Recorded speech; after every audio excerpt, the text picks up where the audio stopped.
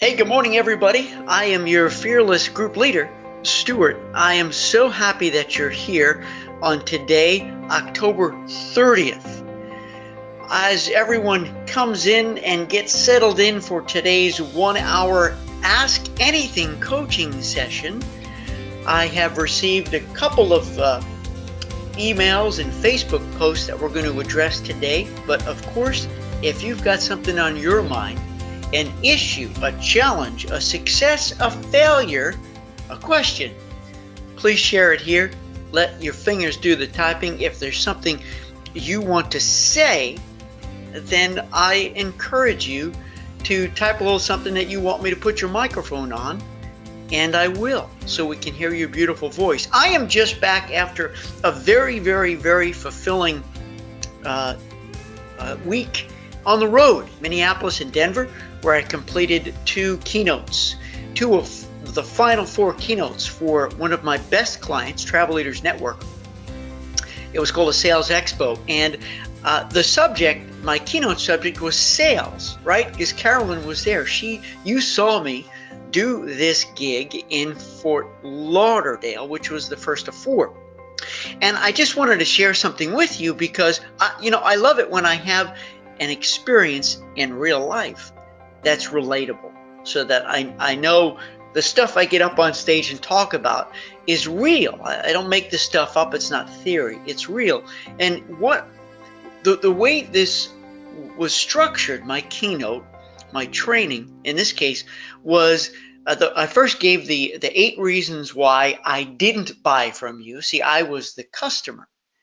And then, of course, I flip it and I gave the 8 reasons why I will buy from you. So taking those initial 8, the only 8 reasons why I would never buy from you, and then flipping it how you can get me to buy from you, right? So sometimes it helps hearing the negative, right? So it kind of, it gets you, it strikes a nerve emotionally too, and then you can change it. New habits, new rituals. And one of it was, the first one is, you lost me at hello. Now, if you've ever seen me speak ever, and if you've been at boot camp a while, I'm sure you've heard me talk about this, is that the greeting, the way we greet somebody on the phone or even an email, is critical, because especially if they don't know us, they will judge us within those first couple of seconds, truly. And it's so rare today that we do get a phone call from a brand new customer, because everyone's intimidated by the phone. So everyone's more comfortable typing something in. And then we hope to get you on the phone, right? To have a conversation, to build a relationship. It's so important. We can't sell via email. In any case, that greeting is important. And what I try to teach, what I try to inspire, is to answer with a hello that you sing. Sing hello. And I always give the example of my grandma, Eva. Carolyn, do you remember this? And those of you who've seen me live, my grandma, who lived 100 years, 5 months, 27 days, she would sing hello. And I try to do this whenever I get a phone call here. And the way she would do it is this, and I'll give it to you here. Here's how she would do it, if you'll allow me to give a sample. Hello. She would sing it. It was so warming. It was so inviting. It was so disarming. And you can't possibly sing hello the way she did without smiling. So the smile will come through on the phone. And as the caller, you can't possibly not smile back and feel it come through. So here's my example. And it's the same, but not the same. So when I travel now, I use mainly Uber, sometimes Lyft, whatever. And the driver gets to rate me as a passenger, and I get to rate the driver, which I think is great. And I always try to be friendly when I'm in the Uber, in the taxi, whatever. And my expectations from my driver are that get me there safely. I don't necessarily need a conversationalist, but there's some things that are nice that will earn you the 5 stars and a nice tip. Like, for instance, those drivers who will get out of the car and greet me with a smile, don't have to shake my hand, and open up the trunk. And if you've got a bad back, no problem, I'll put the bag in. I don't need you to do that. But if you do that, that's a special service. That's where you get tipped. You know, it's about the greeting and about what you do. So here's real quick, and then we're going to dive in, but I want to start off with a little bit of a lesson to prove how important it is to greet your callers, to greet your people that you meet in the Kroger squeezing cantaloupe with a big, wonderful smile, because it's either remarkably good or remarkably bad. So I got in the car, and the driver didn't even signal me to get in, just looked down. And I knocked on the window saying, "Hey, I'm your ride," because I knew the license plate. And he just went like this. And that was weird. He popped the trunk. Okay, you're not going to say hello to me. You're not happy to see me. You're not grateful I called you for the ride. Okay, get me there safely. I put my bag in the back. I get in. I say, "Hi, good morning." And here's what he did. Now, if you didn't quite get that, friends, that was a grunt. He greeted me with a grunt.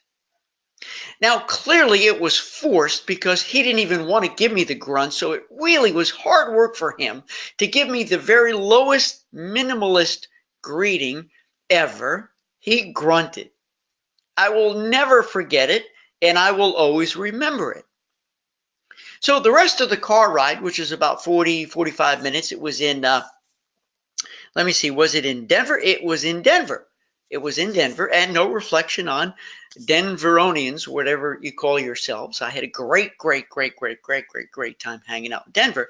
In any case, the car ride was silent. Fine, I don't need a conversation. He didn't ask if the climate was good in the car. A lot of times they ask that. That gets you brownie points when you ask. And just got me there safe. And of course, when we got to the hotel, he popped the trunk, looked down, and grunted again when I said, "Thank you." He didn't thank me. He just grunted again. Maybe he didn't speak English. I don't know. But it was really off-putting. And so for the first time, I didn't give anywhere near 5 stars. And I left a comment, and I never like to be mean because maybe it's this guy's living. He does it for a living, and I don't want to be the guy that prevents him from feeding his family.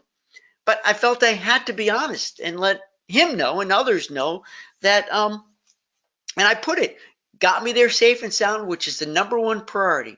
However, the experience was just not particularly pleasant.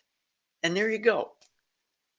And I will always remember it and use it as examples. And now, it's permanent now. My comments are permanent on his record.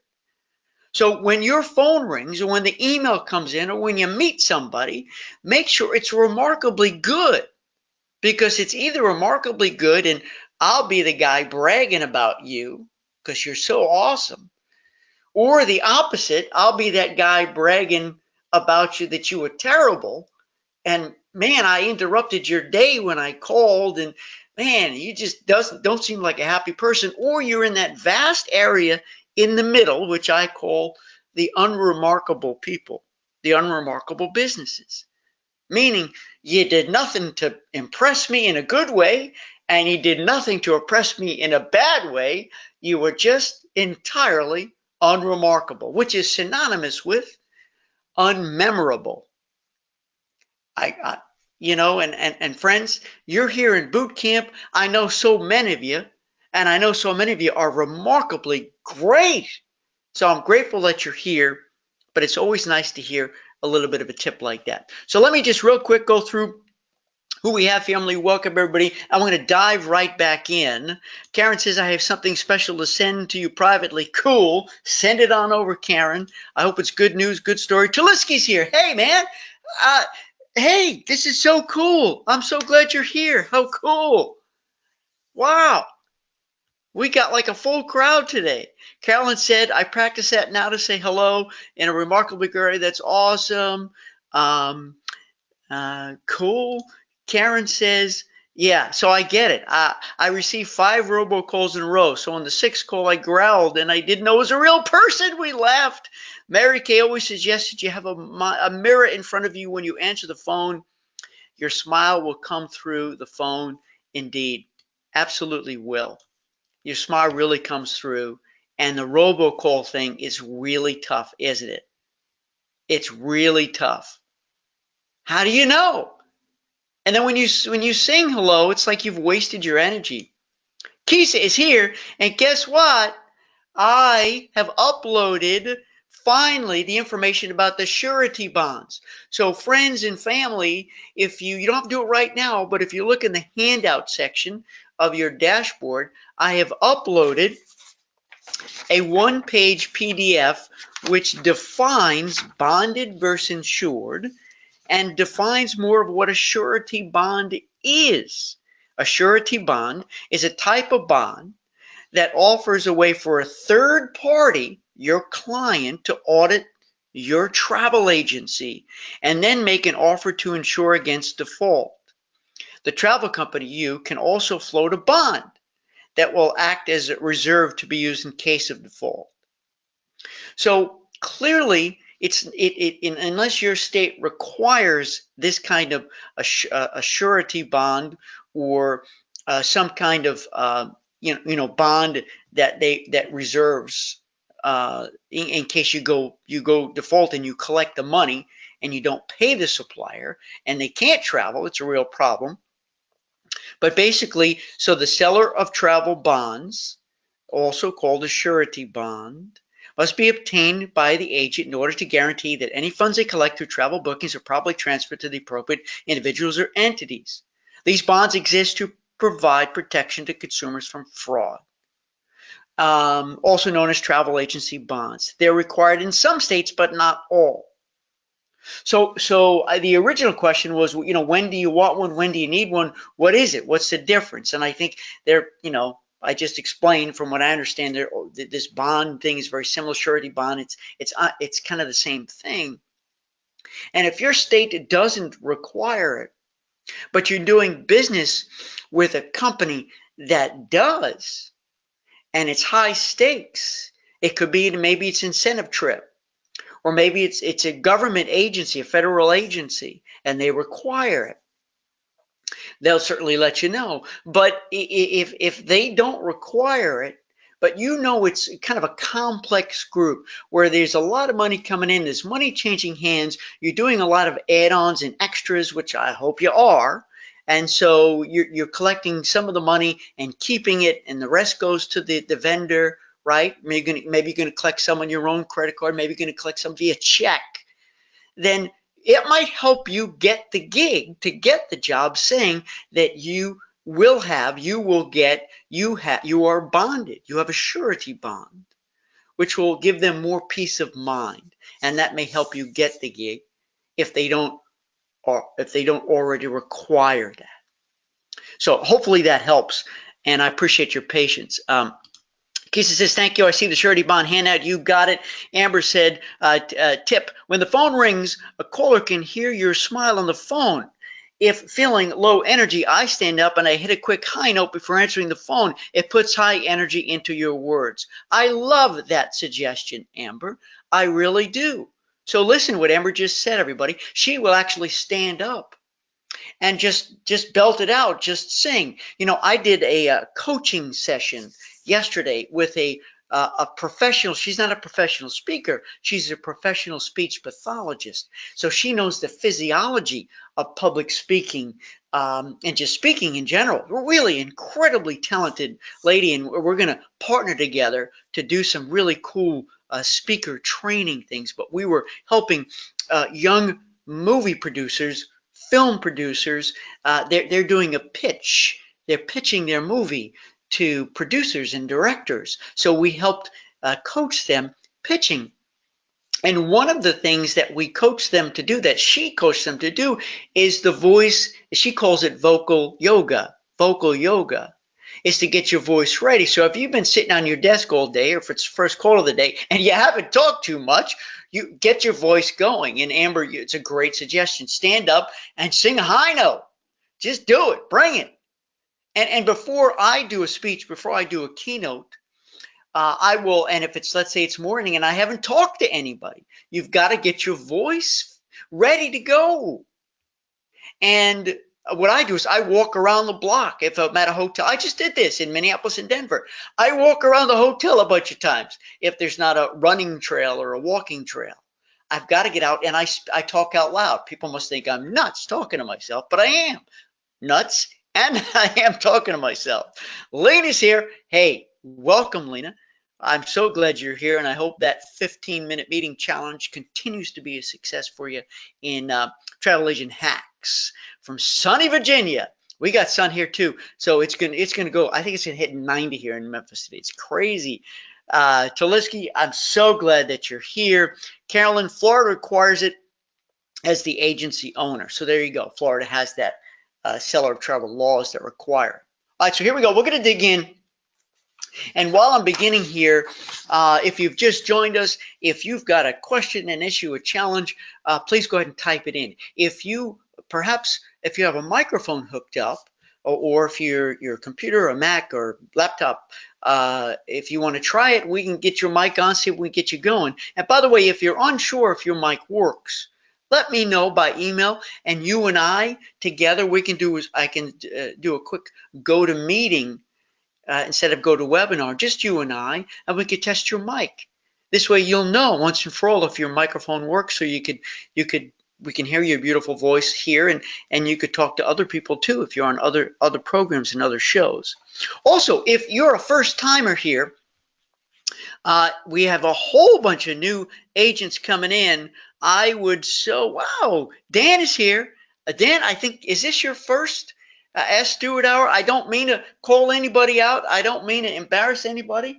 I'm not using any last names, but I see Nancy's in the house. Patty's here. Sheila's here. I think you're new. Sherry's here. Susan is here. Susan, I think you're new.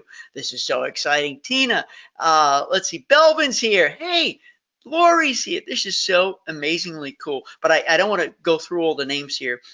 If you have a question, and if it's your first time here, please let me know. Dan confirmed it is your first time. Dan, welcome. You never know what's coming out of my mouth, Dan.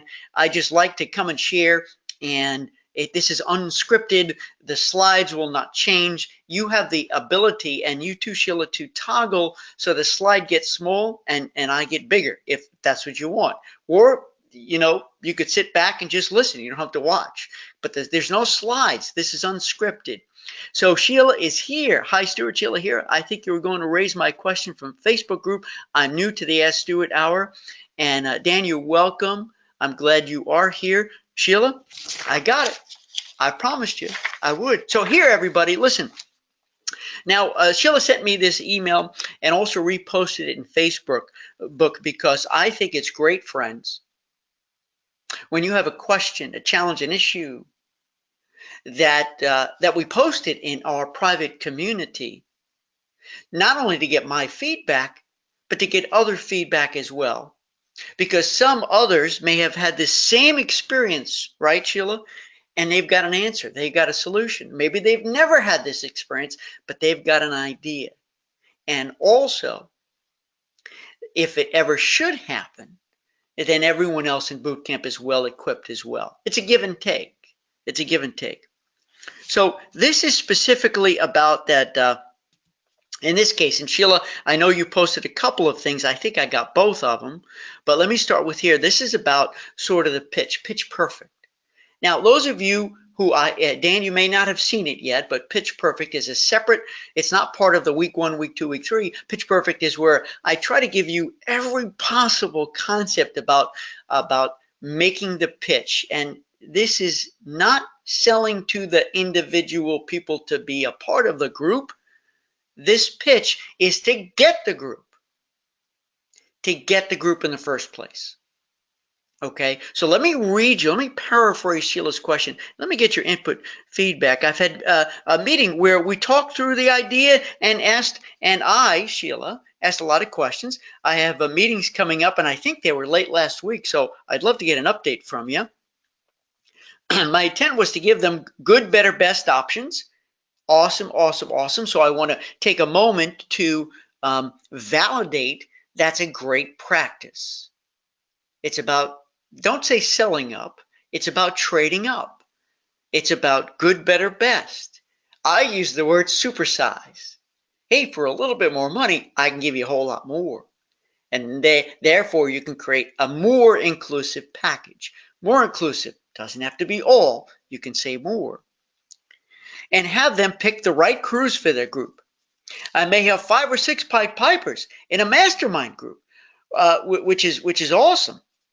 I'm thinking of how to craft the package and what would be included. But in your perfect pitch or pitch perfect, you talk about kicking off with price. I'm confused. I won't know the package until they hire me. And we decide who are the Pied Pipers and all the details. So let me take this into, let me boil it down and break it down here, everybody. And I want to get your feedback too.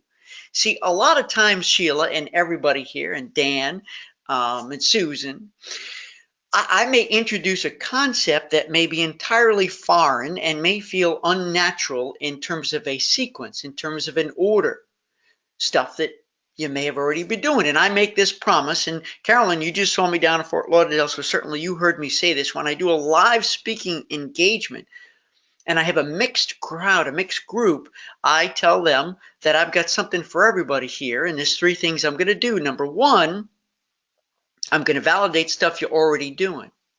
Number 2, I'm going to remind you of stuff you may have forgot. And number 3, I'm going to give you new ideas, fresh perspective, stuff maybe had never thought of doing before. So in Pitch Perfect, I believe there's some new concepts in there. But let me explain what I mean about leading off with price. You're not going to lead off with price until you've done all of your qualifying, until you know exactly that the package, the product you've created is on target, is right for them, is crafted to perfection. So basically, this qualifying stage is a long stage. You're playing detective. You're asking a lot of high mileage questions. You know what that means, right? You ask a question and you don't want them to give you a yes or no answer. I used to have to do that with my son, Zachary. Now, my daughter, Danielle, you could ask a question and she'll answer it. She's a talker like her dad. My beautiful son, Zachary, sometimes is not. He'll give you a yes or no answer, and it would drive me crazy. So I would really work hard, and I would be I would be sort of crafty in my question asking so that there was no way it could be yes or no. At the very least, I would give him a choice.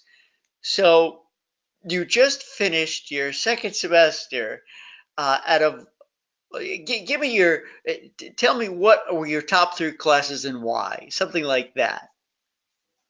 High mileage questions.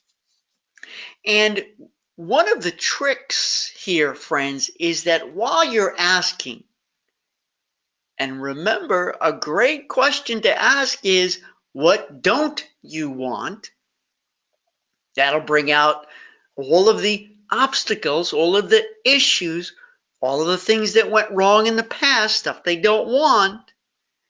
But you can ask where they've traveled before, what they've done, what they like, where they stay. Because sometimes, the budget thing, they're gonna lowball you with a budget, but usually they can go higher. But what you can ask is, well, what'd you spend on this trip last time?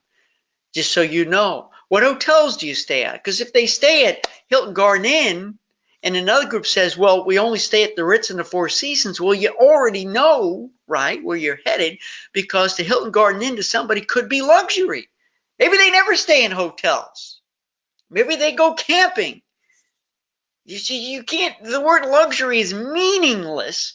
It has to be defined by specific products and experiences, because we define luxury so differently now, don't we? So basically, in all of the meetings you're having, Sheila, and everybody here, they're going to ask you how much, and you've got to work real hard to fight that temptation to give them pricing. You can't do it. This is Stuart telling you not to do it. What you're going to say is, listen, I just have a few more things I'm working on to craft an amazing package, and I promise I'll have your prices done by, and you can give them a date because I believe in next steps. They should know the process. And resist. And if they've given you a budget, say, listen, you've given me your budget range. I'm committed to staying in that budget range. Do I have your permission to package? Yes, great. Do I have your permission to give you good, better, best options? Yes, great. Most people will say yes, but don't give a price. And as they start to tell you, this is important, things that they want, things they don't want, you're going to repeat it back. It's just a simple technique called mirroring. Mirroring.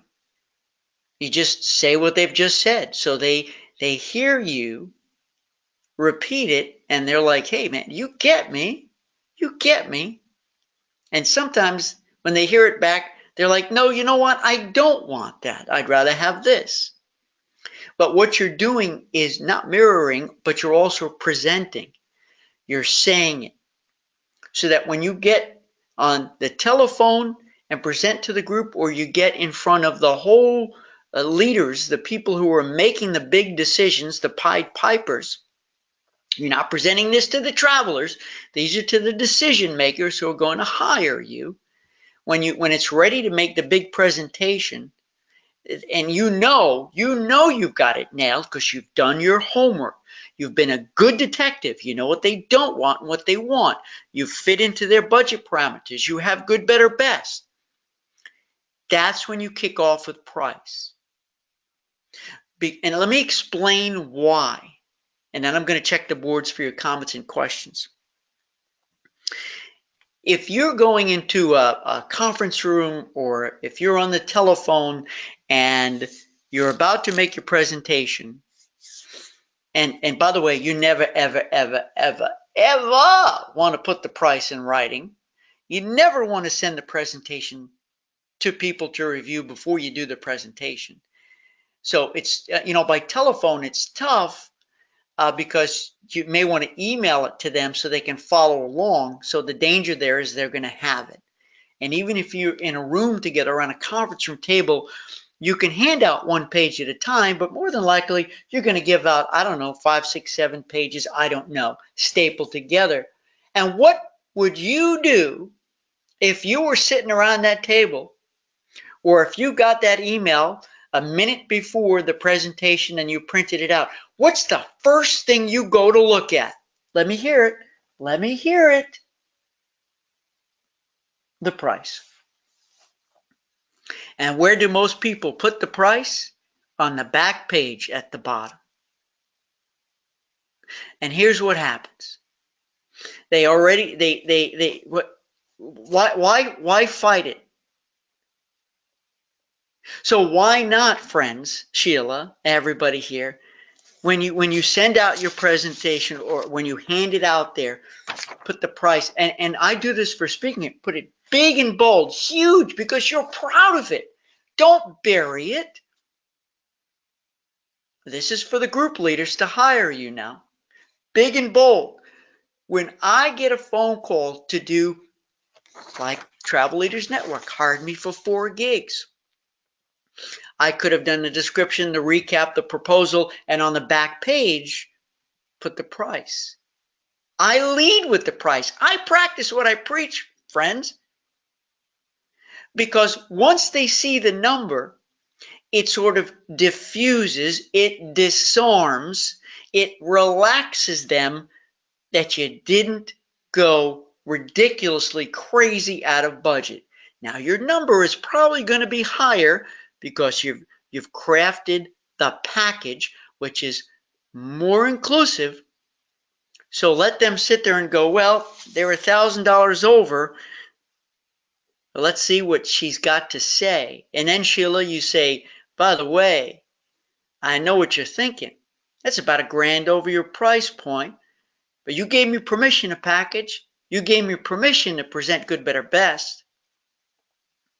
And wait till you see all the things I've built in, because more than likely you would have spent over $1,000 on the trip because you would have bought all these extras, all these benefits, all these incredible experiences. You would have paid extra for them, or it would have been sold out, or the line would have been long, or you would have gotten bad seats, or you would have never been able to go together. I've got your back. I'm in your pocket. And so the other thing I just want to say, friends, is that's the pitch perfect is entirely different from group launch sequence. Sheila and Dan, you probably haven't watched that yet, but the group launch sequence is when you've been hired to do the group, and now it's the marketing to get people to sign up. And I guarantee you that will blow your mind, because there I'm telling you not to release the pricing, not to open up for sale right away, but to do the marketing first, the informational presentations first, and the price comes last. I know it's a bit of a twist, but trust me, it works. I do it. I have done it. I continue to do it, and it's so much more effective. Here we go here. Sheila says, thank you. Okay, wait, that was before. Hold on. Karen says, group confirmed. Once your group is confirmed, do you provide a Gantt chart, a timeline for the group leader to keep them both, him or her, and myself on track? I don't know what a Gantt chart is. G-A-N-T. Did you type it wrong, or am I just not knowledgeable what Gantt means? But let me just say that I am a big believer that you need to communicate next steps, whether it's an individual booking or whether it's for a group. And actually, this was part of my training series, the keynote I just did, which is rather than think that me as your customer still has to tell you what to do, and I'm unsure what comes next. You need to take control, because now I'm going to take my glasses up. That's why I'm hiring you. I'm hiring you to take control, whether it's an individual booking or a group. Absolutely, positively, 1,000%. Friends, if you're not already telling your clients the next steps, the timeline, the sequence, even if it's your first phone call, because what you need to say is, oh, we're going to present, we're going to go back and forth, I'm going to make sure this is perfect, this is amazing, this is going to exceed your expectations, and probably by next Friday, we'll have this done. It'll be time to book. It'll be time to pay, because any space I hold, the prices can fluctuate. So I know you just said you're just looking, but I also know that the time is right. So probably by next Friday, wouldn't it be great to wrap this up, get it nailed, get it done, get it booked, so you can focus on packing, so you can focus on telling your friends and family where you're going? Carolyn says, it's an open-ended question, who, why, where, and when. Right, in terms of the qualifying process. And you got it. It's devil's in the details, as they say. Karen says, I have a great prospective group leader who has never done a cruise before in his experience. So I can't ask him, where have you traveled before? What is your budget? Because they don't know. What special questions should we ask those group leaders? That's a great question. So if you have a group leader who has never done a cruise before, but they do, they've got to want to do a cruise.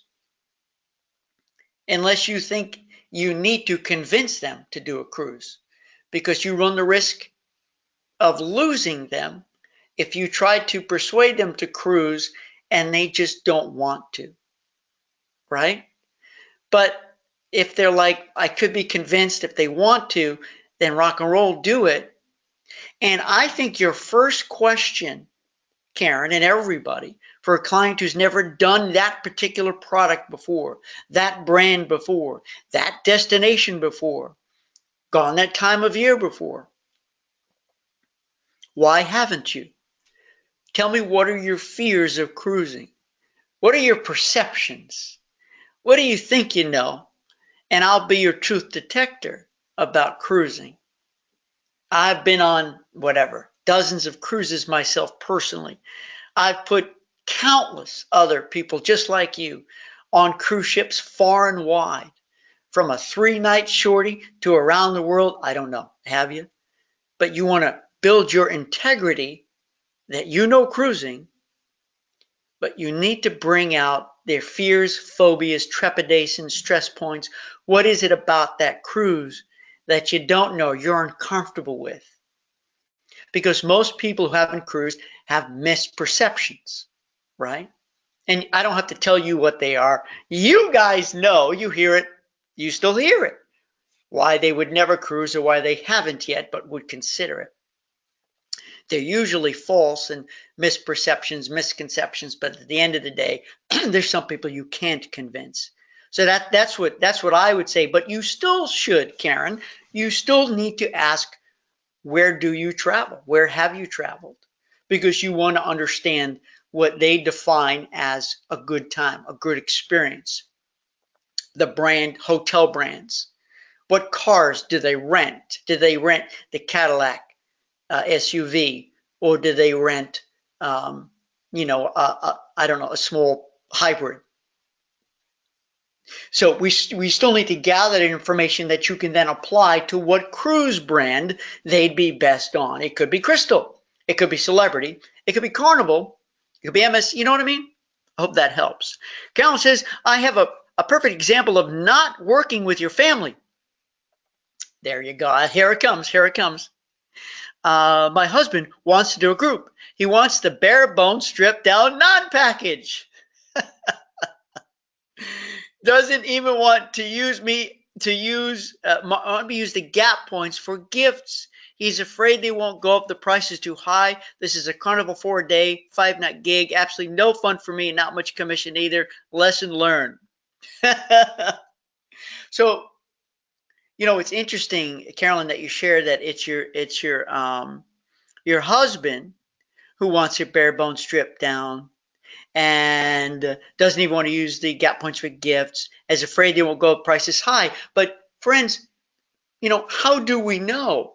Basically, it sounds like, and maybe I'm wrong, your husband, who I met, is putting his own concept onto other people. And more often than not, correct me if I'm wrong, when people go on vacation, they usually spend a little bit more. They do things on vacation they would not do at home. At home, some people never go out for dinner. But on vacation, they do for every meal. At home, some people never get massages or go to spas. On vacation, that's all they do. At home, people don't rent a jet ski, people don't go skydiving, and people don't do zip lines. On vacation, people do. So your husband may be wrong, maybe not, but may be wrong in his calculation that they won't. Because I'm convinced beyond a shadow of a doubt, friends, that people do want a better experience on vacation. Because if they get the stripped down, off the shelf, bare bone, Carolyn, you have him come back and watch this video, that they're going to come back disappointed. Because when they get there, they're going to be like, oh, I could have had that veranda. Oh, we could have eaten at that specialty restaurant. Oh, we could have booked that shore excursion through Resort for a Day, my former company, and paid a lot less and gone as a private group to that hotel. Man, I didn't know that. And remember, and Sheila, you haven't heard this yet. Dan, you haven't heard this yet. Susan, you haven't heard this yet. But I'm going to give you a $1 million idea. When somebody shops you because they want to drop you, and they say, hey, how come it costs less over there? You say, pull up a chair, write this down, friends. You say, yes, it does cost less over there, but your disappointment cost will be higher. Now let that hang out there. Let that marinate. Because they're going to say, what do you mean? And you're going to tell them all the things they're going to miss. All the things that'll be sold out that they wish they had done in advance. That this is what you do for your clients. You don't let your clients miss a thing. So good luck, Carolyn. Karen says a Gantt chart is a fancy timeline chart, often done in an Excel spreadsheet, but sometimes I do a 12-month out or 9-month out. Cool, thank you. I just learned something new. It's a timeline chart, a Gantt. Karen says, do you have a sample timeline chart you can share? Me, I don't. But I'm going to make a note here because that is something that perhaps I can do. We can work on collectively, collaboratively, and put together great templates for a timeline that we can put in boot camp that maybe you can emulate. Now, I know all timelines are going to be different based on how far out things are, but I kind of like the concept there. I do. Carolyn said, I will. I told him, her husband, that it's not any fun and they won't come back next year. The group won't go. Oh my gosh, it's too funny, right? No, I'm not laughing at your expense. I'm just saying this is a challenge. Let's see, Carolyn, this is Karen talking to you, Carolyn. I went through that nonsense with a group of women. I let them railroad me, quote, into giving them the cheapest price. So I stupidly did. Sure enough, over time, I had to book the transfer down to Galveston, the pre-hotel, the t-shirts, etc., and I could have marked it all up and made $165 and made $165 per cabin, really. So basically, Karen has experienced the very downside of selling a bare bone stripped down off the shelf package. And friends, Dan and Sue, everybody else, and Sheila, if you've been in the business, if you've been around the block a couple times, you know this, you get this. You almost want to resist tell a client, look, I don't do cheap. You're going to come back and you're going to come back with daggers.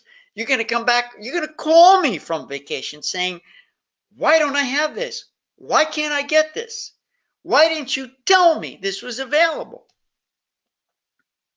Friends, you got to make that decision if this is a client you want to work with. Carolyn, I'm not saying to fire your husband as a client. That would not be a good idea. But generally speaking, you want to work with the clients who you have connectivity to, and if you have a client that is absolutely only, pay attention, absolutely only focused on price, and they believe a vacation is a commodity. And even after you give them the price, they're going to spend hours online typing it in on this.com, that.com, making phone calls. Hey, it's $5 less. It's $10 less. Because there's always somebody out there who's going to rebate. That's nobody here in boot camp. No. Then maybe you don't want that client as your client. Say bye-bye. All right, here we go. I'm going to get through this because then I have 2 more things I want to go through. My gosh, we have 16 minutes left. Carolyn says it's a great idea and very helpful. You bet. Sheila says, thanks. I started talking in my meeting about giving them a revenue stream, i.e.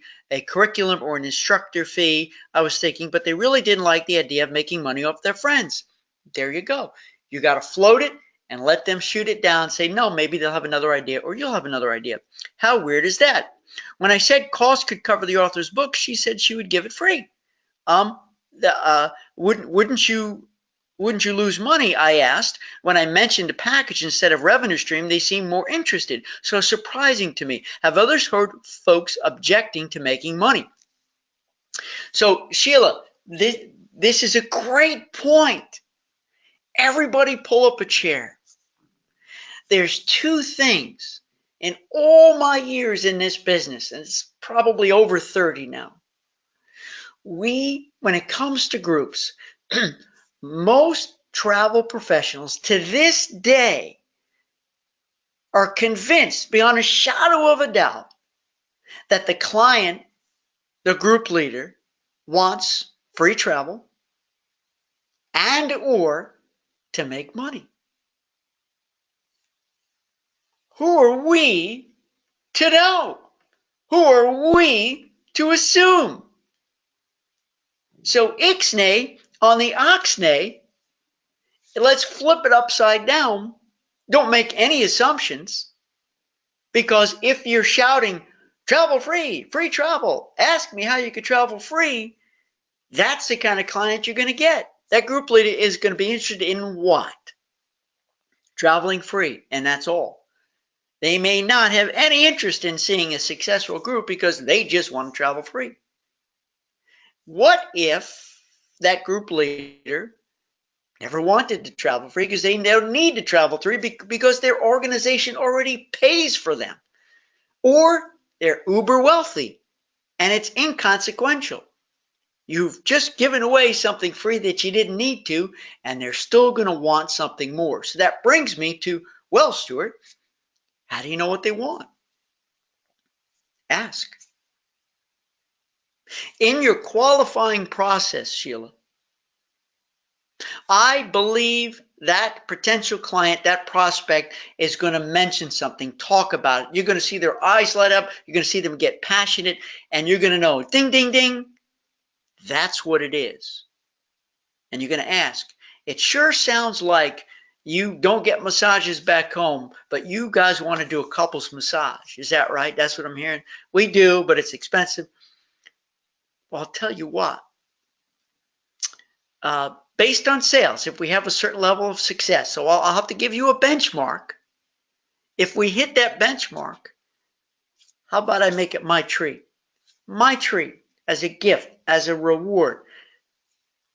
You know, some people work like that. Some people are real business. And they sit down and they say, okay, what's in it for me as your group leader? And you're going to say, you tell me. What do you want? What do you want? Ask the question. They'll tell you if they want free or not. They'll tell you if they want, whatever it is. If they're truly dedicated and committed to making the group successful, they may not make it about them. They may actually say, you know what? I don't want anything, but I do want the benefit to come back to everyone who's participating in the group. Can we get a welcome cocktail party? Can we get a pillow gift? Can we get the excursion? And you're never, ever going to make it a gimme. Done. You got it. No, that's a problem, because what if you don't hit the numbers? You're going to lose money because you made a commitment you can't keep now, but you have to, but you don't have enough money to cover it, so it comes out of whose pocket? Yours. I don't want anyone touching the money in your pocket. So you got to put it in the group agreement letter. Sheila, Dan, Susan, everyone else who's new here, make sure that it's in the group agreement letter. The incentive. You get that massage, that couples massage, once we sell 12. Be specific. Know what I mean? Jelly bean? Am I making sense? Nancy says, willing to speak if I have time to hear. All right, hang on, Nancy. Let me just get through this here. Hold on, Nancy. And I don't know how long you typed that in. Carolyn said his first and last request. There you go. Okay, hold on. Let me just read the rest of these here. Hold on. Carolyn, what I now realize I should have said was, let's slow this train down. I'll book the cabins now to get those great prices, but let's work together on what else we would like to include to make it a fabulous trip for the girls. Right. So is Carol going back to the other thing where it was that it was a Carnival short cruise or whatever, and it was barebound stripped down, and Karen is saying, perhaps let's just go grab the space, and then build a package around it. So you may have to attack it in different ways. Lita says, my group leader wrote off her trip as a business expense and did not want the trip free. I'm going to read it again. Lena, thank you so very much for sharing your personal experience that not everybody needs it, wants it free. My group leader wrote off her trip as a business expense and didn't want a trip free. We also shared in the marketing expenses 50-50. So friends, let's not make any assumptions about what our clients want or don't want. It'll end up costing us too much money. Lena said she felt that her traveling for free would have a negative feeling towards her clients. She made sure all her clients knew that she was paying the same as everyone else. So if you're sitting out there wondering, well, why wouldn't they want it free? There you go. There you go. They don't want to be pointed at, looked at, talked about, that they got it free, nobody else did. They want to be part of the group and to get the same benefits that everyone. All right, Nancy. Nancy, I'm going to try to turn your microphone on. Hold on, everybody. Let's see if we can do it. Let's see if we can do it. So just give me a moment here. Attendees, hold on. Oh, wow, we got such a wonderful full house here. So just give me a second. Unmute Nancy. All right, Nancy, I'm going to do it. Here we go. But Nancy, I don't see that your mic. Oh, no, wait a minute. I think you're logged in twice here. Hold on. Unmute Nancy. Nancy. Are you there, Nancy? Nancy, we hear in the background. It sounds like you're in like a coffee shop or something. Testing 1, 2, 3. Are you there? Oh, no. Nancy's not there. But she is. All right. Okay. I'm going to put Nancy on mute because it sounds like she might have walked away. And I'm so sorry, Nancy. How cool is it that Nancy wanted for us to hear her voice? Maybe she'll come back on and we'll get to hear her. And I see, so just so everybody knows, my boot campers know, my new boot campers, that there's always the opportunity to stay in boot camp longer. I have boot campers who've been in since the beginning, since February 2015. And you keep renewing year after year because I try to make it extremely, extremely, extremely ridiculously affordable. It's $100 a year to stay in for the second year, third year, fourth year, fifth year. And I opened up to my alumni, boot camp alumni, who had been in boot camp, for whatever reason said, oh, we're not going to re-sign, we're not going to renew. That's cool. I love you. I'm glad you were here. I hope we had a great experience together. And every once in a while, I say, hey, come on in. Join us for some live coaching. And that's why I see so many wonderful names here. I haven't seen it in so long. It's so cool. I'm glad that you're back. I really am. And I do hope that you guys and gals also participated in my Group Sales Success Summit. That was a big live event that took place in August. Whether you're a boot camp alumni, I hope everyone participated in that. And it's so good to have you here. Truly. All right. So let me just see if there's anything else been posted in. Hold on there. Oh, Nancy's back. Okay. We're going to try it again, Nancy. Hold on, everybody. We're going to make this work. Hold on, friends and family. Let's see here. Nancy. There it is. Hold on, friends. All right, Nancy. Unmute Nancy. Nancy, can you hear me? Hey, Stuart, can you hear me? I can. What's your question? Sorry, I was trying to work from my phone and that it didn't work. I'm back at my laptop. Okay. I don't really have a question. I just have a compliment and a comment for you, Stuart.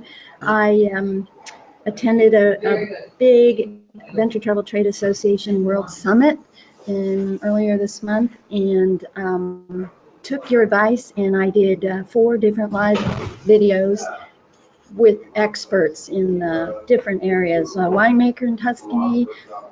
At the summit, there were people from all over the world interested in promoting adventure travel and sustainable tourism. So I interviewed someone from Slovenia, Portugal, and India. And it made for a lot of interesting video, and I learned a lot about how to do it properly, and that just worked out. So thank you for challenging me to do that. It's easier than you think once you get going. So thanks, Stuart. Also, I'm a big fan now of the 15-minute meetings. So yesterday I had 2 in a row, but each one of them went well over 15 minutes because there was a lot of information shared and things that I didn't know about these people and they didn't know about me. So who knows where that will go. But Wow. it's important, like you always say, to get yourself out there and on social media. One of the challenging things is that a lot of people, especially in the senior market, don't have social media. They're not comfortable with it. Right. And so I'm also connected to here in Portland, Maine, we have a first Friday free coffee for AARP. So I've been going to that. And today I went to a senior senior college event on World War I, just to connect myself with some of the people in the community that may not have access to social media. It's great stuff, Nancy. So let me just kind of work backwards and reiterate and restate so we can inspire everyone that's with us today during this coaching session. You got to go where your prospective clients or where your current clients hang out. And if you have some clients who don't do the social media thing, they're not active there, you go have coffee. You go break bread the old-fashioned way. That's number one. We can't force people to hang out in places that they don't want to hang out, like Facebook. Some people don't do Facebook. You can't tell them to do it just because that's where you're active. We got to go where they are, number one. Number two, the 15-minute meeting, friends. And everyone who's new in boot camp, you'll hear this more and more and more. Put yourself in opportunity's way. That's what Nancy is doing. She's making 15-minute meeting appointments. We'll talk more about this in the future. You'll also find this in boot camp. And believe me, if they're interested in you, and they'll say, you know what, stay. Don't go. Let's keep talking. That's great, Nancy. And they may not end up buying from you, but you've made a new friend, and maybe they'll refer you, or maybe you've got business for them. And then coming back even more, when you're out and about, whether it's home or whether you're traveling, fire up the old iPhone or the camera, whatever you got. Sit down and interview people. Have a conversation. Tape it. Audio, video. Do Facebook Live. Don't step outside your comfort zone. Step inside a new comfort zone. Nancy just said that she was right. You were real nervous about doing these, but you did it, and it wasn't so bad. Is that right? Yeah, that's right, Stuart. Cool. It gets easier every time. That's beautiful. I am grateful that you came on. We got to hear your beautiful voice, and we got to hear your beautiful story of success. You're putting yourself out there in a opportunities way, and I wish you continued success, Nancy. Thank you. Thank you, Stuart. All right, I want to put you back on mute. That was great. Let me see if there's anybody else who wants to put the microphone on. We've got 2 minutes left. Carolyn says, I want to stay as long as I am above ground. There you go. Stay there. I hear you loud and clear. Catherine says, is it possible to rejoin as an alumni even though it's been a long time? Yes, absolutely. It could be 3 years since you were a member. Catherine, if you want to come back into boot camp, just send me a note, send me an email. Give me a call, send me a text, area code 631-87. Oh, I shouldn't say this because this goes on. I post these, so I don't want the whole world to have my number. I already have too many robocalls. So in any case, get in touch with me, Catherine. You know where to get me. I'm right here. And I'll send you the link. It's a one-time payment. It's $100, and you're back in. Plus, you have all of Group Sales Success Summit, too. You're fully back in. And Carol says, great job, Nancy. So thanks again, Nancy. Now, we've got 1 minute, and I want to bring up, Sheila had made this post, too. In 1 minute, would love to get some insight in how others would handle group leaders' response to my question. What problems are we trying to solve, and what goal does the trip have? And Sheila says, but what if they just say we just want girlfriends to get together and have fun? Okay, and they do meet the viability test. So this is going to that my challenge to you that a group will never be successful unless it's solving a problem. So I would not. Here we go. I wouldn't come right out and ask that of the group because they're not going to understand that. You're going to know that. You're going to sense that. So here's the problem with the girls here. The girls want to get away.